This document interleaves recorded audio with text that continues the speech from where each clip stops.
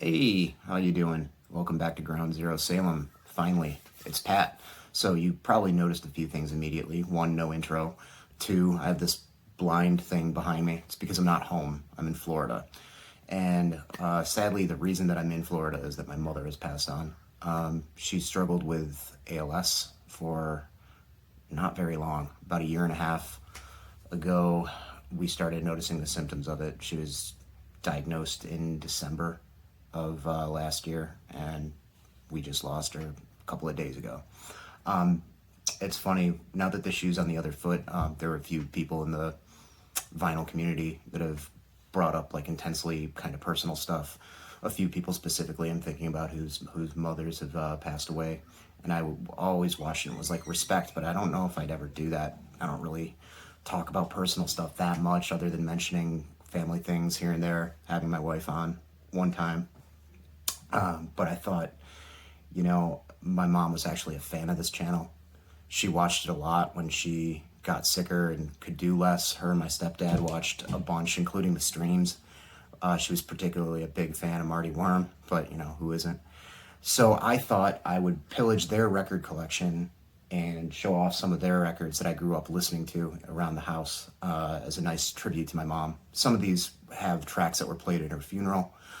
For whatever reason, I could not find any Grateful Dead on vinyl, which is weird because my parents are huge Deadheads, like followed them around and stuff like that. I have specific memories of growing up on a blanket, big field festivals while people jammed out, and as much as I hated the Dead as a kid growing up, in my hometown, the jam band and hippie stuff like the Dead and Fish and all that kind of shit was really popular with like shitty jocks. It was like a very mainstream kind of thing in Syracuse for whatever reason. I think partially because it's a big college town and partially because that one of the dudes from Fish is from like a suburb of Syracuse.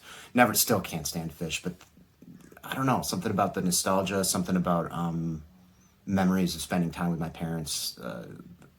American Beauty's kind of a banger, I feel like. And the real early, real wild, like space rock, psychedelic, Grateful Dead stuff. It's still not my favorite stuff in the world, but I wish I had a copy of Working Man's Dead or American Beauty to show off. I think they probably have it somewhere, maybe on a different format, like a beat up cassette or whatever. But I went through their records. Part of the reason that I'm such a fanatic about collecting vinyl is the way I was raised. I mean, the big record collector of the family was my stepdad, Jack, aka Big J, the man.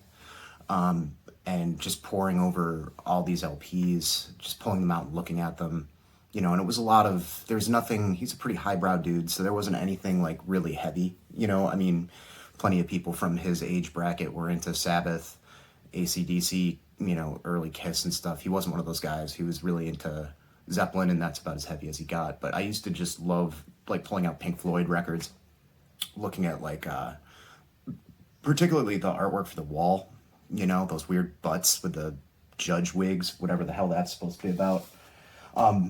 So I think the first one I should mention, just to show it off, I still don't know what Little Feat sounds like, but this was very confusing to me, especially around the age of like 13. You have like an anthropomorphic, sexy tomato in a hammock.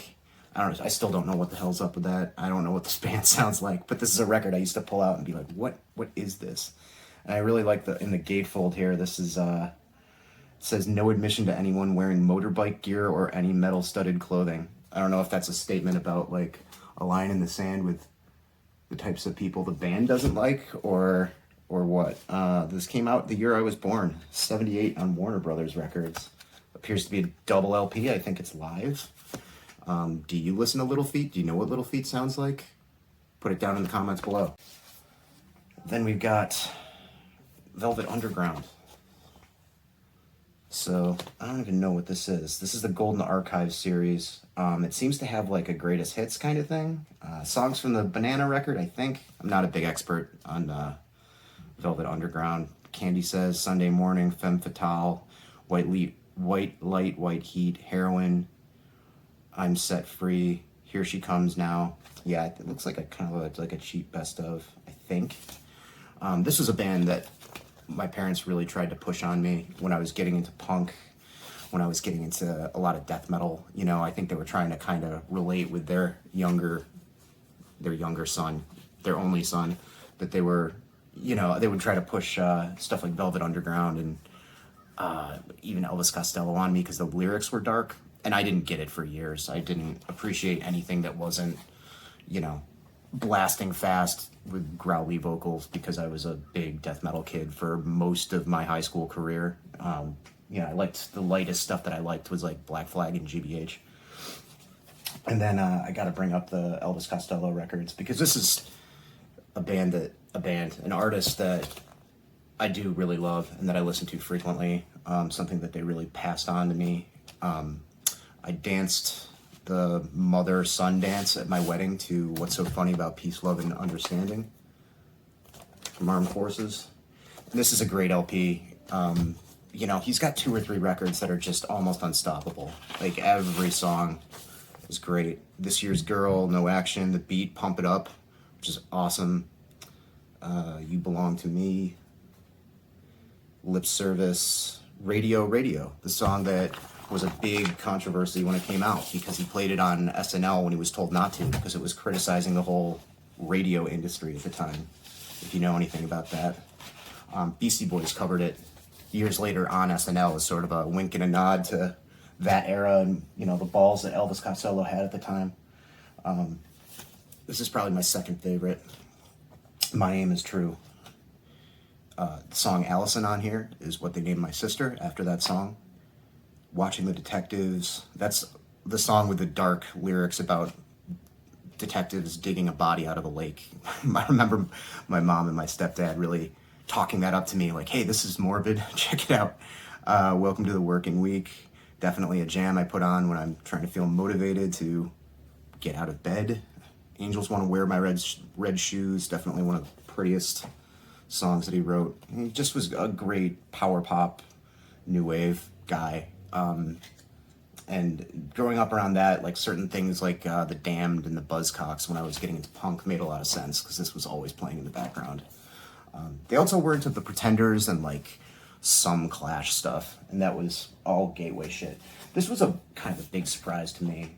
I remember hearing the name Joni Mitchell, and I know it's one of those like you're looking through like an old school record store that has tons of used records, and Joni Mitchell seems to be like something that there's like an endless supply of that you have to paw through to get other stuff if they're not separated into genres, the LPs. And that and Joan Baez, you know. But, you know, I like a lot of like kind of somber sounding 70s folk, Fairport Convention and stuff like that. And I never really listened to Joni Mitchell until I was putting together the playlist for my mom's funeral. And holy shit, Joni Mitchell kind of bangs. If you like that sort of stuff, you know, it's all like really pretty acoustic, folky. She's got a great voice though, you know, not happy at all. Pretty appropriate for, you know, what it was used for a few days ago. But Leonard Cohen is a big one. This is Songs from a Room. I admit I'm kind of a Leonard Cohen poser. Like I just have the best of with like So Long Marianne and Sisters of Mercy and all that. It's just his face on the cover. I think his face is on the cover of like a lot of his records, if not most. He's kind of maybe a little bit narcissistic that way, but you know, people in glass houses shouldn't throw stones, so I'm not going to criticize him for that. But yeah, same kind of deal as Joni Mitchell, but you know, a kind of a male bassy voice. Really pretty stuff. I always really liked Leonard Cohen. I really like his lyrics a lot. And it's clear that where the Sisters of Mercy got their name from.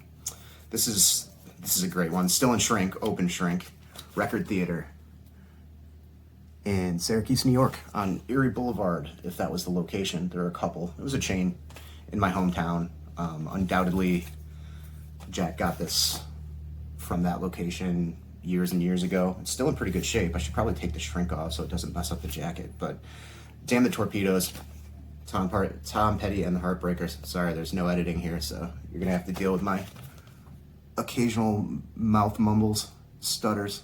Tom Petty's from here. He's from the Gainesville area, and there's the only one I really know on here is Don't Do Me Like That. Refugee.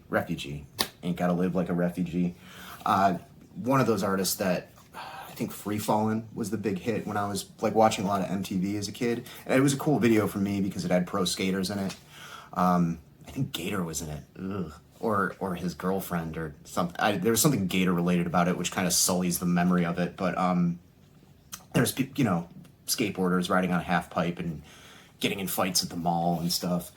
And that was like way after this era. Like early 80s Tom Petty was like kind of upbeat rock. I don't know if it was even considered maybe new wave, like in the vein of like the Knack or something like that, maybe. I don't know. But it definitely wasn't the dinosaur rock of the 70s. It was a little bit more concise and tight and pop oriented, kind of attitude laden for the time. And I love that stuff. The video for Running Down a Dream is awesome. And I can't remember, there was a video, Don't Come Around Here No More, as the chorus. I can't remember if that's the name of the song, but it involves like a Alice in Wonderland kind of theme, and they eat her as a cake in the end, and it's pretty messed up. But I remember my parents talking about that video all the time and being like, you gotta see that one. And then finally, Janis Joplin. I mean, if you're a fan of music from the 60s, Janis Joplin should be on there somewhere. I don't even know which. This is, I Got Dem Old Cosmic Blues Again, Mama. I don't know if there's any tracks I recognize on this. Try Maybe, One Good Man, To Love Somebody, Cosmic Blues, Little Girl Blue, Work Me Lord, As Good As You've Been to This World. Yeah, I mean, I'm not a huge fan. Not because I dislike her music, I just know the hits and that's it. I should probably delve into it. I mean, that lady could belt it out. My mom was always a fan of like strong women, people that were unafraid of coming off as loud or brash just because of social graces and stuff like that. So, she definitely embodied a lot of the stuff that Janis was throwing out there, and she was great. She will be missed. After I throw this up, I haven't picked one yet. I don't know if there's just one general ALS Society membership, but if you want to donate, it's a horrible disease. It attacks your motor neurons, and you can't move your limbs, and the end of everything is not a good time. So, yeah, if you'd like to contribute something, I'll put a donation website down. All right. A lot of people have reached out, friends of mine on social media. I have tons of people that, watch the channel that I'm friends with on Facebook. Thankfully, I'm pretty good with grief and loss and that kind of stuff. And we've been seeing this coming for quite some time. So I appreciate, friends from the YouTubosphere or whatever coming and reaching out, everything the past couple of days. It's been really nice and really flattering. But I think I'm going to do another update while I'm down here, maybe later today, just because I want to get back into the swing of things. I have tons of ideas for the channel. Bought a new camera. I just have been, for obvious reasons, having trouble coming up with inspiration, with everything going on. So I bought stuff down here because, retail therapy. Probably do an update on that stuff. And once the channel gets going back in Salem, I got a new camera. I want to do some new stuff with editing. I'm beyond the camera. I'd like to update some more equipment, maybe do things a little bit more professional. I might do things a little bit more scripted, maybe involve stuff with Amanda more as sort of a co-host. I'm not sure, but I want to keep going with the channel and improve it. So, that's about it right now. Thanks for watching. Kind of a meandering update, but, heavy times, heavy content. Thanks for sitting through it. Take care.